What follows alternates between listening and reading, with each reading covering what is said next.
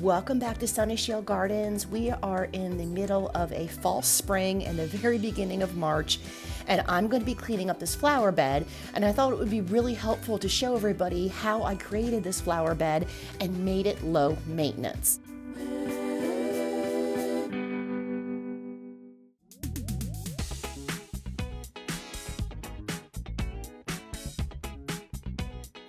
Now, I did make this bed low maintenance without even thinking about it.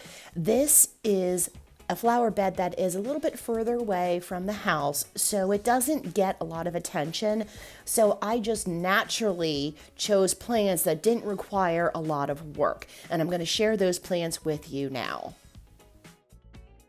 I started out with the focal point of the bed, which is this dwarf weeping willow tree. And even though it is leaning a little bit, it still adds a lot of whimsy and charm. And I love this tree in this location. Then I threw down a whole bunch of ground cover, and the ground cover I used, I actually didn't even have to plant because it is a sedum ground cover, so it self-roots. So I just took handfuls of the ground cover and threw it all around the base of the tree to create a beautiful carpet of green and to help suppress weeds. Then I added just a couple of perennial blue salvia in the very front of the flower bed. I added some autumn joy sedums towards the back of the bed, and then I interspersed the sedums with some perennial ferns that just pop up randomly here and there throughout the flower bed. It really dawned on me how low maintenance I had already created this space to be. Cleanup is a breeze. About 15 to 20 minutes in the early spring, you can see that I'm pulling up a couple of weeds that popped up here and there and some debris, but mostly just raking all of the dead perennial growth out from last year, pulling any weeds that I see, cutting back the salvia, and then moving on with my day.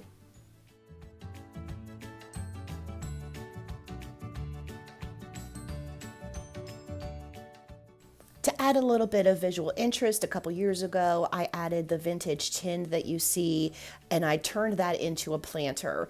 Now, initially, I really didn't plant anything in it other than annuals, and that did require a little bit of maintenance as far as watering goes. So last year, I decided to plant a perennial grass in that tin. So now the grass is going to be the focal point of that container, and it'll fill in beautifully without a lot of maintenance or fuss on my end.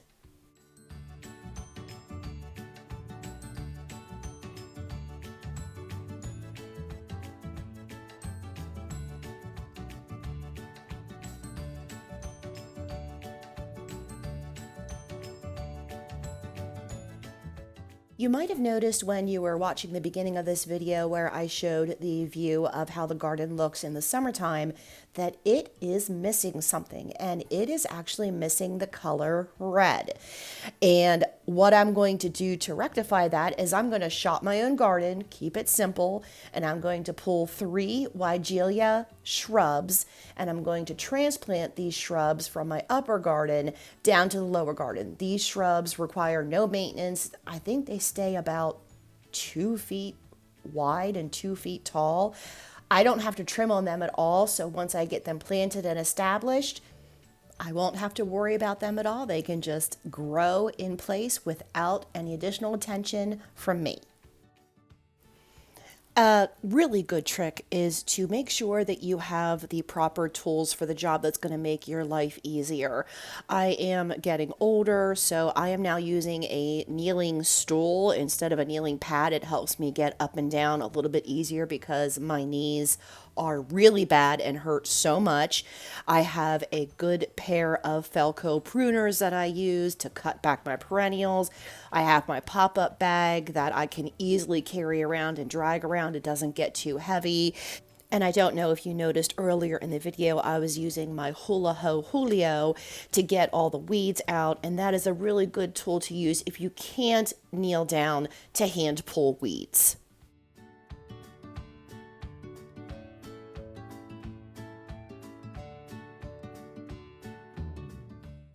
I was debating about what I wanted to do with this climbing rose because it is a higher maintenance item in this flower bed. It does require constant pruning and trimming throughout the season. And when I do have to come down to this flower bed, I always dread the task of fighting with this rose. So, guess what? I have made the decision to let this rose go. Here's the bed all cleaned up. Yes, there are still weeds in here, but for the most part, the ground cover is going to take over. I can pull out the weeds as I see them, and this whole area, believe it or not, you're not going to see any of the dirt. It's all going to be beautiful green. And right here is where I cut back the blue salvia, and I'm just going to let it sit, and hopefully it'll go to seed. So the only other thing that I need to do other than the rose, which I'm ignoring, is I have just a little bit of garden debris from where I threw down a whole bunch of phlox last year to let it seed in. So I'm just going to pick up the leaves and I'm going to move on to the next bed. The plan for this bed, because it does need something, is to keep it super simple and transplant a large grass that I have in the front of the house back here in front of the porch in the shed. I think it's going to look super cute. And again, low maintenance. All I have to do in the beginning of the season is cut back the old foliage and let it regrow. Now it's decision time. Do I want to deal with this? I'm thinking the answer is probably not.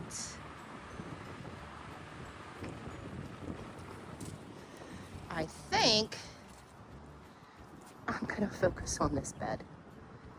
Seems like a little less work.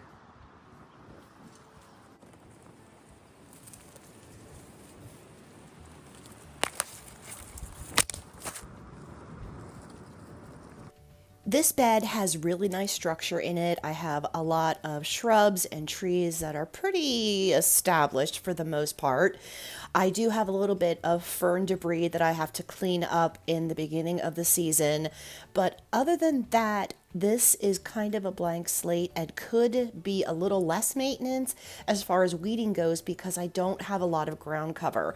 So my plan for this bed throughout the next year is to make sure that I'm planting more ground cover to make sure that I don't have all of the upkeep of weeding. And that is something that I do not like to do. So if I can eliminate weeding, all the better. I'm also going to do a little bit of rearranging in this flower bed. You can see the shrub that's behind me. That is actually going to be moved and transplanted up into the raised garden bed right by the garden path. In front of me, I am pruning back all of the perennial salvia that I have. It is very visible from the flower bed when you're walking down the garden path into the grassy area, and it does require a little bit more maintenance. So I'm thinking these perennials are actually going to be moved someplace else where they're not so front and center. So if I don't get a chance to cut them back, it's not going to hurt the overall visual feel of my garden.